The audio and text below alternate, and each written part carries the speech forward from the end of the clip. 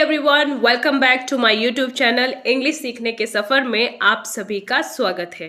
किसी भी भाषा को सीखने के लिए सबसे पहले हमें उसके शब्दों का ज्ञान होना चाहिए ताकि हम उस भाषा को समझ सकें, क्योंकि शब्दों को जोड़ जोड़ कर ही वाक्य बनते हैं। ठीक वैसे ही अगर हम इंग्लिश बोलना चाहते हैं लेकिन हमें ये पता ही नहीं है कि किस वर्ड को इंग्लिश में क्या बोलते हैं, तो हम इंग्लिश कैसे बोल पाएंगे। तो आज की वीडियो में मैं आपको इंग्लिश के कुछ वर्ड और उनके मीनिंग बताने वाली हूँ और साथ ही उन वर्ड्स को वाक्यों में कैसे यूज़ करना है ये भी बताने वाली हूँ। यानी कि सेंटेंसेस में बहुत से ऐसे वर्ड आएंगे जिनके मीनिंग भी आप जानने वाले हैं। तो वीडियो बहुत ही ज़्यादा इंपॉर्टेंट है, इसलिए आपको वीडियो को बिल्कुल ध्यान से देखना है और कोशिश ये करना है कि आप इन सेंटेंसेस को अपने पास नोट डाउन करें और इनकी प्रैक्टिस करें। तो चलिए शुरू करते हैं आज की वीडियो। पहला वर्ड है वीक, WEAK, वीक। वीक का मतलब होता है कमजोर। सेंटेंस देख लेते हैं। She is still weak after her illness. She is still weak after her illness. Illness का मतलब होता है बीमारी। वीक कमजोर, आफ्टर बाद। She is still weak after her illness, इसका मतलब ये है कि वह अपनी बीमारी के बाद भी कमज़ोर है।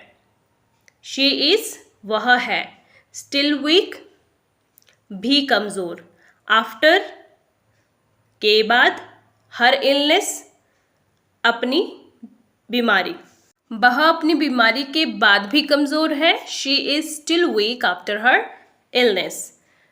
अगला वर्ड है नीड। नीड का मतलब होता है ज़रूरत या आवश्यकता। जैसे मुझे तुम्हारी मदद की ज़रूरत है। I need your help. I need your help. Need ज़रूरत, योर हेल्प तुम्हारी मदद की। मुझे तुम्हारी मदद की ज़रूरत है। I need your help. Accept. Accept का मतलब होता है स्वीकार करना या मंजूर करना। जैसे जब आपको बोलना है मैं आपका सुझाव स्वीकार करता हूँ, तो आप बोलेंगे I accept your suggestion. I accept your suggestion. Accept स्वीकार करता हूँ, योर सुजेशन आपका सुझाव। सुजेशन का मतलब होता है सुझाव। सेंसिबल। सेंसिबल का मतलब होता है समझदार। जैसे जब हम बोलते हैं कि तुम एक समझदार लड़के हो, तो उस समय समझदार को बोलने के लिए हम किस वर्ड का यूज़ करेंगे? सेंसिबल का।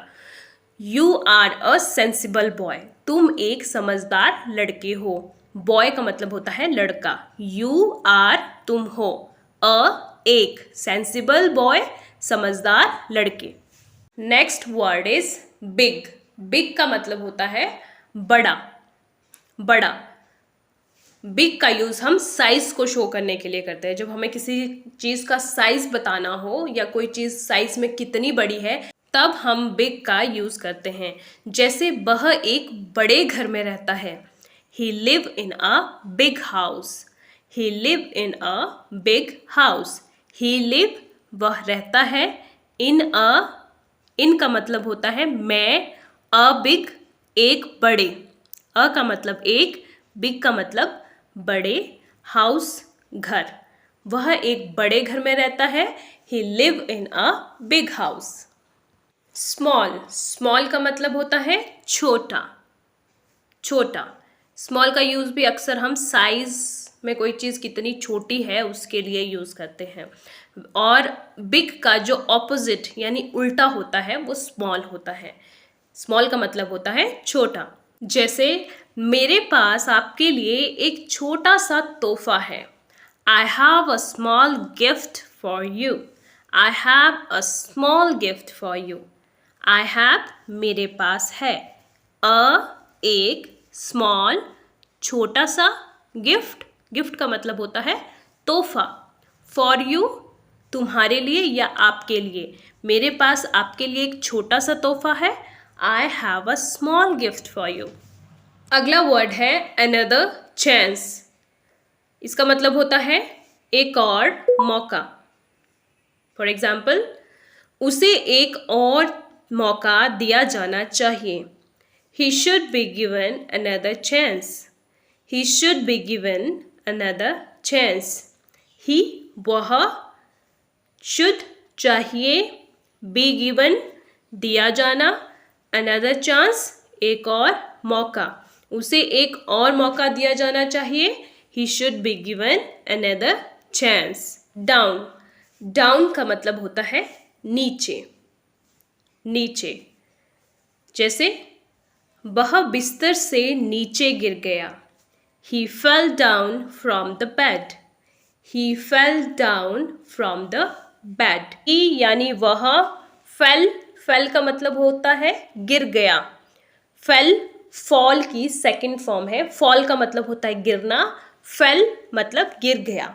down नीचे, from से, the bed बिस्तर, from the bed बिस्तर से. वह बिस्तर से नीचे गिर गया. He fell down from the bed. Next word is apologize. Apologize. Apologize का मतलब होता है माफ़ी मांगना. जैसे तुम्हें उससे माफ़ी मांगनी चाहिए. You must apologize to him. You must apologize to him. You must तुम्हें चाहिए, apologize माफ़ी मांगनी, to him उससे, तुम्हें उससे माफ़ी मांगनी चाहिए. You must apologize to him. Panic. इसका मतलब होता है घबराना या चिंता करना. जैसे आपको बोलना है घबराओ मत या चिंता मत करो, तो आप बोलेंगे don't panic. Don't panic. Don't का मतलब होता है मत, पैनिक घबराओ या चिंता करो. मत घबराओ या चिंता मत करो, डोंट पैनिक. अगला वर्ड है बेयर. बेयर का मतलब होता है सहन करना. जैसे मैं ऐसा अपमान सहन नहीं कर सकता. I can't bear such insult. I can't मैं नहीं कर सकता. bear सहन, such ऐसा या ऐसी, insult अपमान या बेइज्जती. मैं ऐसा अपमान सहन नहीं कर सकता या मैं ऐसी बेइज्जती सहन नहीं कर सकता. I can't bear such insult. Refuse. इसका मतलब होता है मना करना. मुझे मना करना अच्छा नहीं लगता. I don't like to refuse. I don't मुझे नहीं लगता, like अच्छा या पसंद, to refuse मना करना. I don't like to refuse. मुझे मना करना अच्छा नहीं लगता या मुझे मना करना पसंद नहीं है. I don't like to refuse. Mistake. Mistake का मतलब होता है गलती. सेंटेंस देख लेते हैं. अपनी गलती मान लो. Admit your mistake. Admit का मतलब होता है मानना, किसी चीज़ को मानना. Your mistake अपनी गलती, अपनी गलती को मान लो. Admit your mistake. अगला वर्ड है specially. Specially का मतलब होता है खासकर. जैसे जब आपको किसी को बोलना हो मैं यहाँ खासकर आपसे मिलने आया हूँ, तो आप बोलेंगे I came here specially to meet you. I came here specially to meet you. I मैं, came आया, here यहाँ, specially खासकर, to meet you आपसे मिलने. मैं यहाँ खासकर आपसे मिलने आया हूँ. I came here specially to meet you. Next word is responsibility. Responsibility का मतलब होता है जिम्मेदारी. जिम्मेदारी. जैसे जब आपको बोलना है ये मेरी जिम्मेदारी नहीं है, तो आप बोलेंगे it is not my responsibility. It is not my responsibility. It का मतलब होता है यह, इज़ है, नॉट नहीं, माई मेरी, रिस्पॉन्सिबिलिटी जिम्मेदारी. यह मेरी जिम्मेदारी नहीं है. It is not my responsibility.